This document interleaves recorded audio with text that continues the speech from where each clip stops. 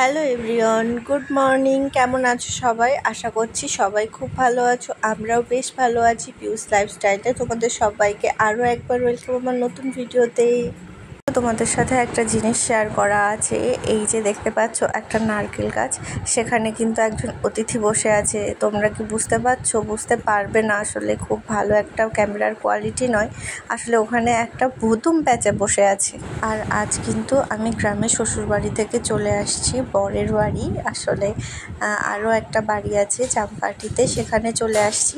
সেই জন্যে সকাল সকাল ঘুম থেকে উঠে পড়েছি। তারপরে এই যে বিছানাপত্র আবার সব বাক্সবন্দি করে রেখে দেব, যে কারণে বেড কভার, বালিশের কভার সবগুলো এখানে বার করে নিলাম, নিচে ফেলে দেব। তারপরে শাশুড়িমা এসেছিলো, এসে বলছে এগুলো তোমাকে ধুতে হবে না, রেখে দাও, আমি ধুয়ে সব গুছিয়ে রেখে দেব। কি বলো তো, এটাই হয়, মানে স্থায়ীভাবে তো কোথাও থাকতে পারছি না, যে কারণে যেখানেই যাই, যে কদিন থাকি, জিনিসপত্রগুলো সব ব্যবহার করি, তারপরে আবার সবগুলো গুছিয়ে টুছিয়ে আবার চলে আসতে হয়। এই লাইফ আর একদমই ভালো লাগছে না। মনে হয় কবে একটুখানি স্থায়ী হতে পারবো, সব নিজের মতো করে গুছিয়ে একটুখানি সংসার করতে পারবো। তো চলো কাজগুলো এবারে সেরে নেওয়া যাক, তোমরাও আমার পাশে থাকো।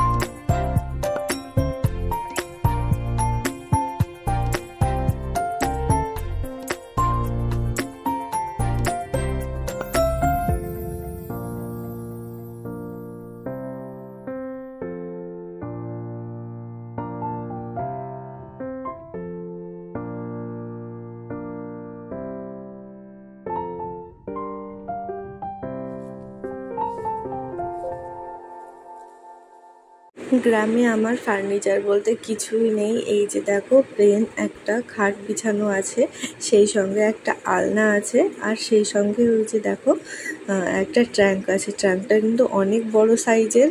এটা কিন্তু আমার ঠাকুমা আমার বিয়েতে দিয়েছিল।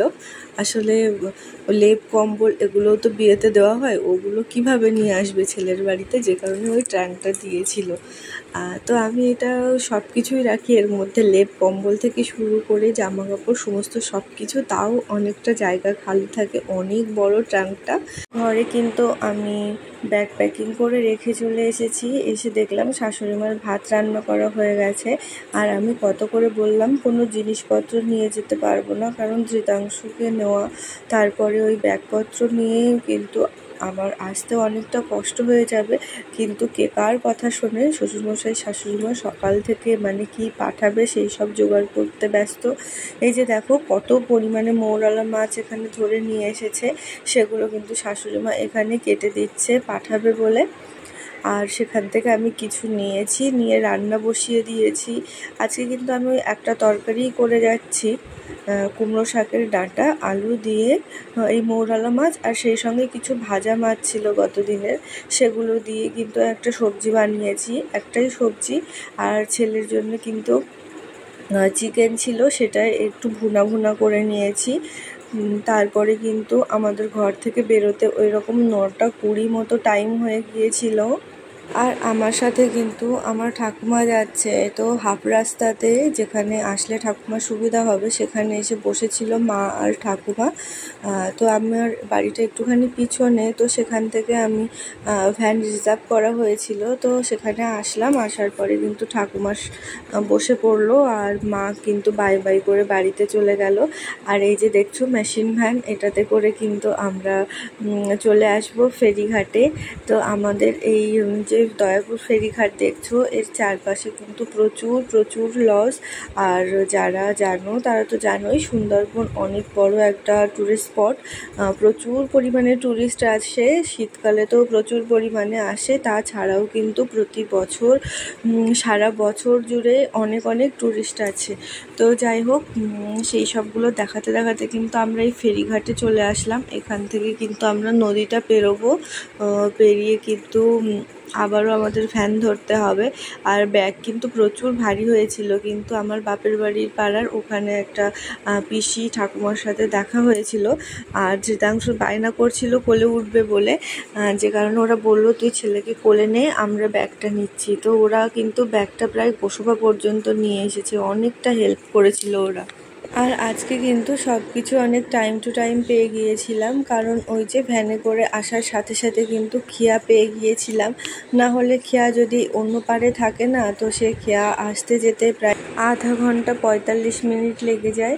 তো যাই হোক, আমাদের খেয়াটা কিন্তু ছেড়ে দিয়েছে। তো দেখো, আমরা কিন্তু খেয়াটা পেরিয়েও চলে আসলাম। আসার পরে ওখানে আরও একটা স্ট্যান্ড আছে, সেখান থেকে আমরা টোটো করে গোসাবা চলে এসেছি। আর গোসাবা আসার পরপরই কিন্তু আবারও এরকম খেয়া পার হয়ে নিচ্ছিলাম। তো দেখো কত বড় নদী, আর এই নদীটা কিন্তু মাঝখানে এক জায়গাতে দাঁড় হয়, মানে সেখানে কিছু লোকজন ওঠানামা করে, তারপরে কিন্তু একেবারে গদখালি পারে আমাদেরকে নামিয়ে দেয়। তো আমি সেই নৌকাতেই উঠেছিলাম, উঠে তোমাদেরকে একটুখানি ক্লিক করে দেখাচ্ছিলাম। তাও এক একটা খেয়াতে প্রায় 60 থেকে 70 জন করে তো থাকেই, গাড়ি মানুষ সব কিছু মিলিয়ে। তো দেখো এ প্রান্ত থেকে ও প্রান্ত কতটা দূর।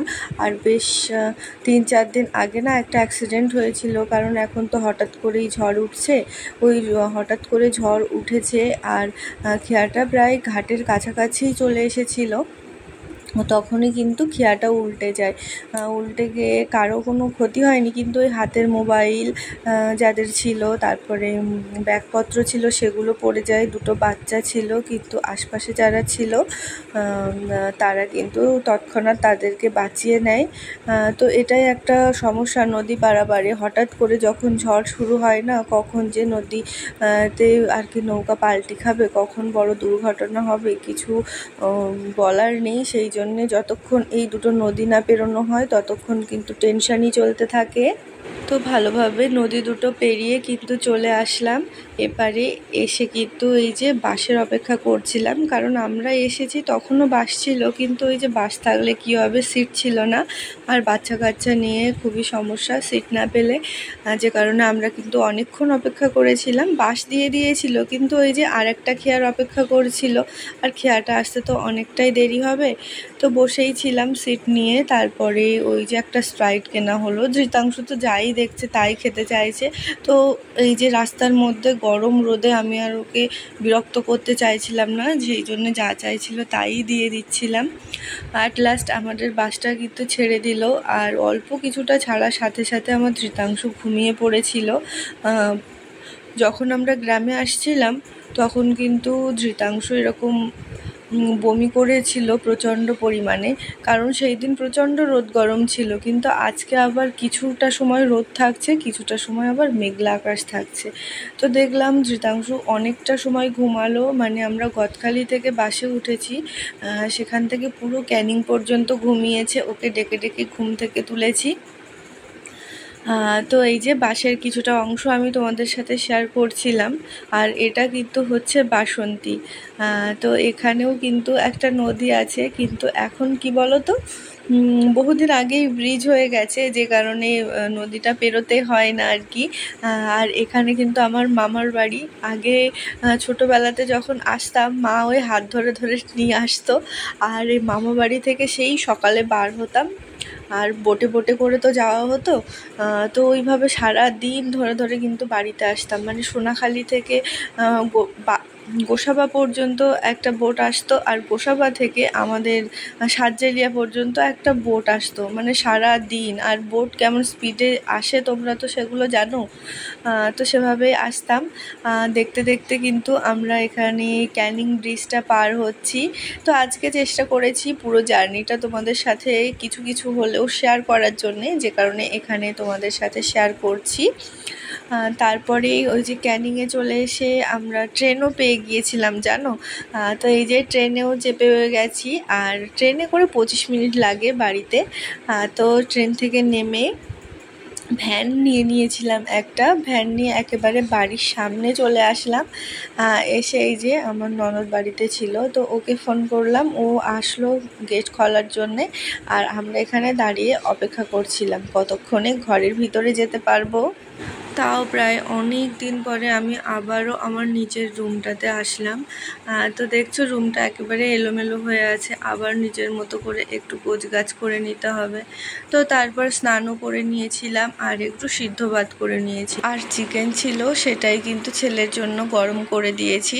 তো যাই হোক, আজকের ভিডিওটা কিন্তু এখানেই শেষ করছি। কেমন লাগলো তোমরা অবশ্যই কমেন্ট করে জানিও।